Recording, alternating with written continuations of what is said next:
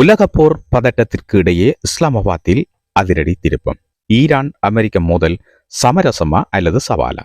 மத்திய கிழக்கில் பற்றியெறியும் போர் மேகங்களுக்கிடையே இப்போது ஒட்டுமொத்த உலகத்தின் பார்வையும் பாகிஸ்தானினுடைய தலைநகர் இஸ்லாமாபாத் பக்கம் திரும்பி இருக்கிறது. அங்கு நடப்பது என்ன? விரிவான தகவல்களை பார்க்கலாம். இஸ்லாமாபாத் அமைதிக்கான ஒரு கடைசி முயற்சி. போரை தடுக்க சர்வதேச நாடுகள் தீவிரம் காட்டி வரும் நிலையில இஸ்லாமாபாத் ஒரு முக்கியமான போர்க்களமாக அல்லாமல் அமைதி பேச்சுவார்த்தைக்கான மையமாக இப்பொழுது மாறியிருக்கின்றது. அமெரிக்காவின் உயர்மட்ட தூதர்கள் ரகசிய பேச்சுவார்த்தைக்காக அங்கு முகாமிட்டிருக்கின்றார்கள். நேட்டோ நாடுகளும் இந்த பேச்சுவார்த்தையை உன்னிப்பாக கவனித்து வருகின்றன. நேட்டோ நாடுகள் மட்டுமில்லாமல் வளைகுடாவில் இருக்கின்ற பல நாடுகளும் இந்த யுத்த நிறுத்தம் மற்றும் பேச்சுவார்த்தைகள் தொடர்பாக கவனித்து வருகின்றது. பணிய மாட்டோம், ஈரான் அதிரடி காட்டியிருக்கின்றது. ஈரானினுடைய வெளிவிவகார அமைச்சர் அப்பாஸ் அரக்சி நேற்று இரவு இஸ்லாமாபாத்தை வந்தடைந்தார். இது ஒரு சாதாரண பயணம் என்றும் இது அமெரிக்காவுடனான பேச்சுவார்த்தைக்கான பயணம் கிடையாது என்றும் ஈரான் திட்டவட்டமாக கூறியிருக்கிறது. அமெரிக்காவுடன் இனி நேரடியாக பேசப் போவதில்லை என்று ஈரான் கூறிவிட்டது. ஆனால் ட்ரம்ப் அண்ணன் தன்னுடைய ஆட்களை உடனடியாக பாகிஸ்தானுக்கு ஓடுமாறு சொல்லியிருக்கிறார். எப்படியாவது ஈரானுடன் பேசி அவர் இந்த போரில் வென்று விட்டதாக அமெரிக்க மக்களுக்கும் உலகத்திற்கும் காட்ட வேண்டும். இதுதான் ட்ரம்ப் அண்ணாவின் இப்போதைய பகல் கனவு. ஆனால் ஈரான் கண்டுகொள்வதாகவே இல்லை.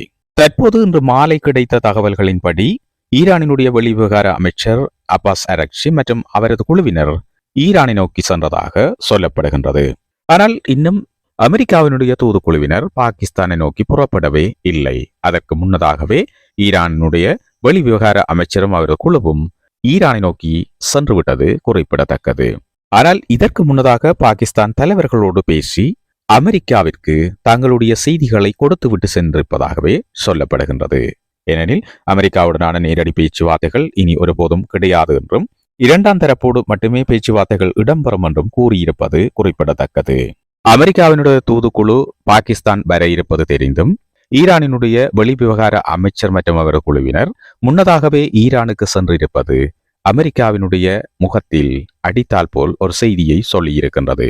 உங்களோடு நாங்கள் இனி ஒருபோதும் பேசப் போவதில்லை, உங்களுடைய நிபந்தனைகளுக்கும் நாங்கள் அடிபணிய போவதில்லை என்று மிக முக்கியமான ஒரு செய்தியை கொடுத்திருக்கின்றது ஈரான். இப்பொழுது ட்ரம்பினுடைய முகத்தில் மிகப்பெரிய கவலைக்கோடு படரத் தொடங்கி இருக்கிறது. இந்த போரை வென்ற பாடமில்லை, இந்த போரின் ஒரு பகுதியாக கொண்டு வந்த பேச்சுவார்த்தை மூலம் ஏதாவது ஒரு விதத்தில் ஈரானை பணிய வைத்து அவர்களை ஒரு ஒப்பந்தத்திற்குள் கொண்டு வந்து கையெழுத்திட வைத்துவிட்டு அதனை உலகத்திற்கு காட்டி தான் வெற்றி கொண்டாட்டத்தை மேற்கொள்ளலாம் என்று எண்ணியிருந்த ட்ரம்பிற்கு அது பகல் கனவாகவே போய்விட்டது. ஈரான் மிகப்பெரிய செய்தி ஒன்றை சொல்லிவிட்டு ஈரான் நோக்கி பறந்து விட்டது. அத்தோடு இந்த அமைதி முயற்சிகளில் ஆர்வம் காட்டுகின்ற அமெரிக்காவை பார்த்த ஈரான் இந்த அமைதி முயற்சிக்கு ஒரு அதிரடியான நிபந்தனையை விதித்திருக்கின்றது. நேரடி பேச்சுவார்த்தைக்கு இடமில்லை, அமெரிக்காவுடன் ஒரே மேசையில் அமர்ந்து பேச மாட்டோம் என ஈரான் திட்டவட்டமாக கூறிவிட்டது. அதோடு நிபந்தனைகளுக்கு முற்றுப்புள்ளி வைத்திருக்கிறது. அமெரிக்காவின் அதிகப்படியான கோரிக்கைகளை ஒருபோதும் ஏற்க முடியாது என ஈரான் எச்சரித்திருக்கிறது. எங்களுடைய இறையாண்மையை அடகு வைத்து அமைதியை தேட மாட்டோம் என்பதே ஈரானினுடைய தற்போதைய கர்ஜனை. இக்கட்டான நிலையில் உலகம் ஒரு பக்கம் பேச்சுவார்த்தை நடந்தாலும் மறுபக்கம் இராணுவ நடவடிக்கைகள் ஓய்ந்த பாடில்லை. இடைத்தரகர்கள் மூலம் நடக்கும் இந்த பேச்சுவார்த்தை வெற்றி பெறுமா அல்லது மீண்டும் போர் தீவிரமடையுமா? உலக அரசியலின் அடுத்த கட்டம் என்ன என்பதை தெரிந்து கொள்ள இணைந்திருங்கள். உலக விவரம் சேனலோடு. வணக்கம்.